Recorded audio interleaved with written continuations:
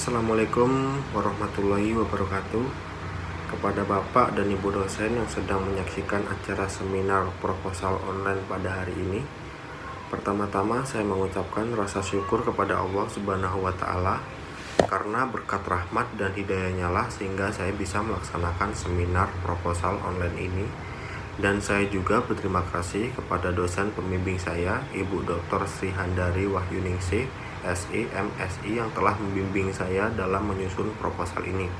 Pada hari ini saya akan mempresentasikan seminar proposal ini yang berjudul Analisis Pengaruh Keadilan Kompensasi dan Tuntutan Tugas terhadap Turnover Retention melalui kepuasan kerja sebagai variabel moderating. Dalam presentasi pada hari ini, ada 3 poin utama yang akan dibahas. Yang pertama ada pendahuluan, pengembangan teori, dan metode penelitian. Dalam pendahuluan itu meliputi latar belakang, rumusan masalah, tujuan, dan manfaat. Dan saya akan mengupas sedikit dan singkat latar belakang dari judul proposal pada hari ini. Yang pertama memang harus diakui bahwa tidak mudah untuk mempertahankan karyawan terbaik dalam sebuah perusahaan untuk tidak keluar atau pindah ke perusahaan yang lain. Ada banyak faktor yang mempengaruhi keinginan karyawan untuk meninggalkan sebuah organisasi, salah satunya kepuasan dalam bekerja. Dan faktor mengapa karyawan cenderung berkeinginan untuk keluar dari perusahaan tersebut dan tentu tak loyal untuk bertahan bekerja dalam suatu perusahaan karena mereka tidak puas dengan pekerjaannya atau terlalu banyak pekerjaan yang tidak terpenuhi kebutuhannya. Hal ini bisa menyebabkan kerugian bagi perusahaan, dan salah satu cara untuk mengatasinya dengan memberikan kompensasi yang lebih adil untuk karyawan. Tentunya ada syarat tertentu untuk mendapatkan kompensasi yang adil, misalnya dengan cara menambahkan jam kerja atau karyawan menghasilkan hasil kerja yang besar dari target produksi yang normal, sesuai kesepakatan perusahaan dengan karyawan, agar menguntungkan bagi perusahaan maupun karyawan. Tetapi juga berdampak buruk bagi karyawan karena jam kerja berlebihan ataupun tuntutan tugas yang banyak dapat mengakibatkan stres bagi karyawan. Dan rumusan masalah pada penelitian ini, yang pertama, apakah keadilan kompensasi berpengaruh positif dan signifikan terhadap turnover retention? Yang kedua, apakah tuntutan tugas berpengaruh positif dan signifikan terhadap turnover retention? Yang ketiga, apakah keadilan kompensasi berpengaruh positif dan signifikan terhadap kepuasan kerja? Yang keempat, apakah tuntutan tugas berpengaruh positif dan signifikan terhadap kepuasan kerja? Yang kelima, apakah kepuasan kerja berpengaruh positif dan signifikan terhadap turnover retention? Yang keenam, apakah keadilan kompensasi dapat berpengaruh secara positif dan signifikan terhadap turnover retention melalui kepuasan kerja sebagai variabel moderating? Yang ketujuh, apakah tuntutan tugas dapat berpengaruh secara positif dan signifikan terhadap turnover retention melalui kepuasan kerja sebagai variabel moderating? Tujuan penelitian. Yang pertama, untuk menganalisis pengaruh keadilan kompensasi terhadap turnover retention. Yang kedua, untuk menganalisis pengaruh tuntutan tugas terhadap turnover retention. Yang ketiga, untuk menganalisis pengaruh keadilan kompensasi terhadap kepuasan kerja. Yang keempat, untuk menganalisis pengaruh tuntutan tugas terhadap kepuasan kerja. Yang kelima, untuk menganalisis pengaruh kepuasan kerja terhadap turnover retention. Yang keenam, untuk menganalisis pengaruh keadilan kompensasi terhadap turnover retention melalui kepuasan kerja sebagai variabel moderating. Yang ketujuh, untuk menganalisis pengaruh tuntutan tugas terhadap turnover retention melalui kepuasan kerja sebagai variabel moderating. Dan manfaat penelitian. Manfaat penelitian bagi organisasi dan bagi pengembang teori. Manfaat bagi organisasi yaitu sebagai bahan informasi dan masukan bagi organisasi dalam peningkatan kepuasan. Dan manfaat bagi pengembang teori ini sebagai referensi dan bahan pertimbangan khususnya untuk pengetahuan yang berhubungan dengan upaya meningkatkan kepuasan kerja. Nah nih, kita masuk ke bab 2, yaitu mengenai landasan teori dari keadilan kompensasi, tuntutan tugas, turnover retention, dan kepuasan kerja. Menurut Edison, Anwar, dan Komariah, kompensasi adalah sesuatu yang diterima karyawan atas jasa yang mereka sumbangkan pada pekerjaannya. Dan ada 2 sifat indikator kompensasi, diantaranya normatif, dan kebijakan. Dalam normatif ada upah dan gaji. Dalam upah dan gaji ini ada upah, gaji pokok, dan tunjangan tetap. Gaji dan upah sering dipertukarkan satu sama lain untuk menyebut pembayaran dalam bentuk uang sebagai imbalan atas sebuah pekerjaan atau jasa. Kadang orang berpikir upah itu untuk pekerjaan rendah, buruh pabrik, dan untuk pekerja-pekerja yang seperti kuli bangunan dan lain-lain, yang orang pikir itu untuk pekerjaan yang kasar saja. Sementara gaji lebih sering digunakan untuk pegawai atau karyawan kantoran yang lebih terkesan mewah dan berpangkat.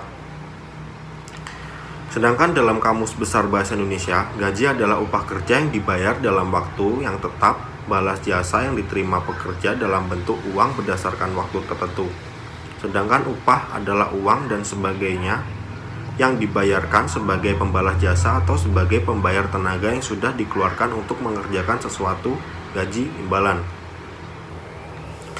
Perbedaan gaji dan upah dapat dijelaskan berdasarkan periode waktu, tingkat jabatan, status kepegawaian, besar nominal, komponen penyusun, dasar penetapan. Tunjangan tetap biasanya diuraikan menjadi tunjangan jabatan, tunjangan keluarga, dan tunjangan lauk pauk. Dan dalam sifat normatif ini ada komponen tetap yang terdiri dari tunjangan kesehatan, ini seperti BPJS, asuransi, dan lain-lain, dan tunjangan hari raya, keagamaan, seperti mendapatkan THR. Yang kedua ada sifat kebijakan yang terdiri dari tunjangan profesional. Maksudnya di sini yaitu orang yang berprofesi misalnya guru, pejabat, dan lainnya. Dan dalam sifat kebijakan ada komponen tidak tetap yang terdiri dari tunjangan makan, tunjangan transport, dan bonus atau insentif seperti pemberian uang di akhir tahun biasanya. Dan komponen lain diantaranya ada uang cuti, jasa produksi, dan liburan. Dan selanjutnya tuntutan tugas. Suatu kewajiban dalam menyelesaikan tugasnya dalam pekerjaan dan bisa menjadi sebuah tekanan dalam bekerja. Terlalu lama bekerja juga akan mempengaruhi emosi, di mana tekanan itu berasal dari lingkungan pekerjaan tersebut. Faktor-faktor yang menjadi sumber potensial yang menimbulkan stres menurut Robin dan Jadge ada faktor lingkungan, organisasi, dan pribadi. Dan selanjutnya turnover intention. Turnover intention adalah sesuatu yang tidak bisa dikontrol oleh perusahaan terhadap karyawan yang mempunyai keinginan untuk berhenti, pindah, atau keluar dari perusahaan, baik karena alasan pribadi maupun keputusan dari perusahaan. Ini berikut faktor-faktor yang mempengaruhi turnover intention menurut Jewell dan Siegel. Dalam Wahyuni, Yulni, dan Ruslin, ada faktor pribadi dan organisasi. Dan selanjutnya kepuasan kerja. Kepuasan kerja adalah seorang karyawan yang mengungkapkan perasaannya di dalam suatu lingkungan pekerjaan yang bersifat positif atau menyenangkan sebagai hasil pekerjaan karena terpenuhinya semua kebutuhan. Menurut Robin dan Jadge, ada 4 respon dengan 2 dimensi, yaitu dimensi konstruktif atau destruktif dan dimensi aktif atau pasif.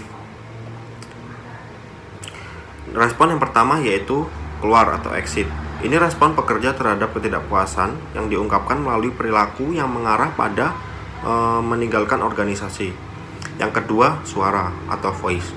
Respon pekerja terhadap ketidakpuasan yang diungkapkan melalui percobaan untuk memperbaiki kondisi secara aktif dan konstruktif.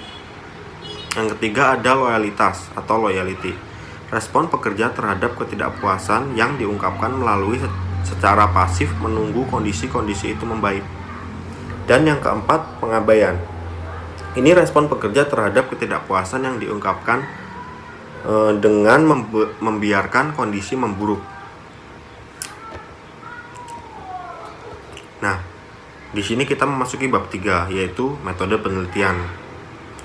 Yang mana di sini kita akan membahas cara atau langkah-langkah yang dilakukan oleh peneliti dalam rangka untuk mengumpulkan informasi atau data serta langkah melakukan investigasi. Yang pertama, kita harus menetapkan jenis penelitian yang akan diteliti. Di sini saya menggunakan jenis penelitian lapangan, di mana jenis penelitian lapangan yaitu pengamatan langsung terhadap objek yang diteliti guna mendapatkan data yang relevan. Metode yang saya gunakan dalam penelitian ini adalah dengan menggunakan metode penelitian analisis kuantitatif, yaitu menggunakan analisis data secara mendalam, yaitu dalam bentuk angka. Objek dan subjek penelitian. Objek dari penelitian ini adalah Bank Danamon di Desa Sidomulyo, Kecamatan Sidomulyo, Kabupaten Lampung Selatan, Provinsi Lampung. Subjeknya adalah karyawan Bank Danamon di Desa Sidomulyo, Kecamatan Sidomulyo, Kabupaten Lampung Selatan, Provinsi Lampung.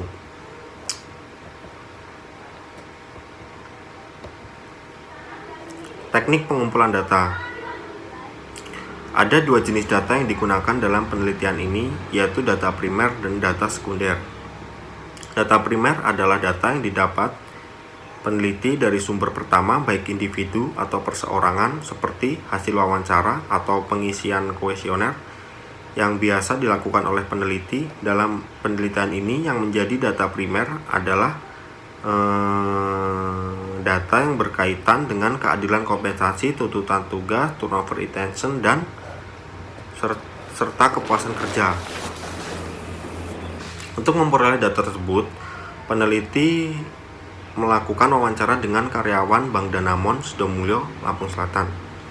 Data sekunder merupakan data yang diperoleh atau dikumpulkan melalui buku-buku, brosur, atau artikel yang didapat dari website yang berkaitan dengan penelitian. Untuk memperoleh data tersebut, peneliti mengambil beberapa buku, brosur, website, dan contoh penelitian sebelumnya yang berkaitan dengan penelitian ini. Metode pengumpulan data. Dalam penelitian ini, metode pengumpulan data yang digunakan adalah metode angket atau biasa disebut dengan kuesioner, dan metode wawancara. Metode kuesioner di sini maksudnya adalah teknik pengumpulan data yang dilakukan dengan cara memberi seperangkat pernyataan tertulis kepada responden untuk dijawabnya. Kuesioner yang digunakan oleh peneliti sebagai instrumen penelitian. Metode yang digunakan adalah dengan kuesioner tertutup, dan metode wawancara adalah teknik pengambilan data di mana peneliti langsung berdialog dengan responden untuk menggali informasi dari responden. Di sini peneliti akan melakukan wawancara kepada pihak manajemen Bank Danamon Sidomulyo, Lampung Selatan untuk mendapatkan data tertentu, terutama apabila data yang diperoleh melalui metode dokumentasi ada yang belum jelas. Seterusnya ada populasi dan teknik sampling. Populasi adalah kumpulan dari semua kemungkinan orang-orang, benda-benda, dan ukuran lain yang menjadi perhatian. Sedangkan sampel adalah suatu bagian dari populasi tertentu yang menjadi perhatian. Dalam teknik pengambilan sampel, peneliti akan menggunakan teknik probabilitas sampling atau sampling acak. Responden yang dipilih adalah karyawan Bank Danamon Sidomulyo, Lampung Selatan. Populasi dalam penelitian ini adalah semua karyawan di Bank Danamon, Lampung Selatan. Uji instrumen. Pada penelitian saya ini, uji kualitas instrumen menggunakan uji reliabilitas dan uji validitas. Uji reliabilitas suatu data dinyatakan reliable apabila dua atau lebih peneliti dalam objek yang sama menghasilkan data yang sama, atau peneliti sama dalam waktu berbeda menghasilkan data yang sama, atau sekelompok data bila dipecah menjadi dua menunjukkan data yang tidak berbeda. Dan uji validitas merupakan derajat ketepatan antara data yang terjadi pada objek penelitian dengan data yang dapat dilaporkan oleh peneliti. Dengan demikian, data yang valid adalah data yang tidak berbeda antar data yang dilaporkan oleh peneliti dengan data yang sesungguhnya terjadi pada objek penelitian. Dan yang terakhir ada teknik analisis data dan prosedur. Teknik analisis data adalah suatu metode yang digunakan untuk mengolah hasil penelitian guna memperoleh suatu kesimpulan. Teknik analisis data yang digunakan dalam penelitian adalah analisis kuantitatif dengan alat analisis berupa regresi berganda. Analis data dilakukan sejak sebelum memasuki lapangan, selama di lapangan, dan setelah selesai di lapangan. Nah, setelah serangkaian semuanya data terkumpul, maka kemudian dilakukan analisis data sesuai dengan prosedur dan teknik pengolahan data seperti yang pertama dilakukan pemilahan dan juga penyusunan klarifikasi data. Dilakukan penyuntingan data dan juga pemberian kode data untuk membangun kinerja analisis data. Dan ketiga, dilakukan konfirmasi data yang memerlukan verifikasi data dan pendalaman data. Dan yang terakhir, dilakukan analisis data sesuai dengan konstruksi pembahasan hasil penelitian. Ya, sekian presentasi dari saya. Semoga apa yang saya sampaikan dapat dimengerti dan dipahami oleh Bapak dan Ibu, serta teman-teman sekalian yang mendengarkan. Banyak kesalahan dan kekurangan dalam presentasi ini, semoga dapat dimaklumi.